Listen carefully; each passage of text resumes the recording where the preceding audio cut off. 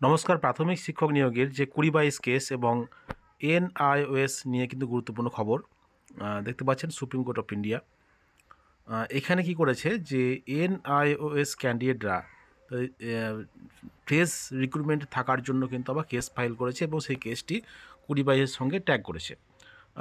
তো কি হবে এর ফলাফল কি হতে পারে দেখতে পাচ্ছেন যে 19/1/2024 কিন্তু ওরালি মেনশন করা হয়েছে। This petition was orally mention এবং সেটি 22 তারিখে শুনানি হবে 22শে জানুয়ারি 2022-এর সঙ্গে।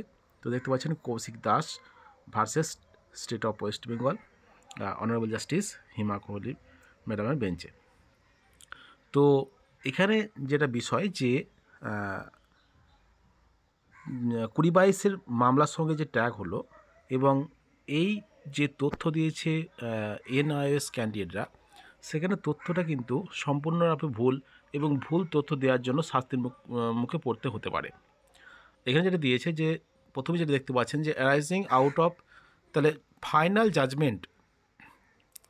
Judgement and order dated 30/11/2023 in WBA 16/11/8/2023 passed by the high court at Calcutta. Kolkata হাইকোর্টে যে এনআইওএসের মামলাটা চলছে সেখানে কিন্তু কোনো রকম ফাইনাল জাজমেন্ট দেওয়া হয়নি।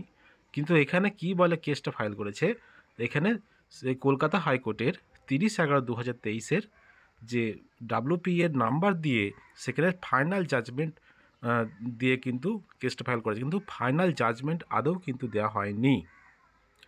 সুতরাং এই ভুলভাবে ইনফরমেশন দেওয়ার জন্য কিন্তু শাস্তির মুখে পড়তে হতে পারে এবং 2022-এর সঙ্গে কখনোই কিন্তু এটা গুলিয়ে যাবে না।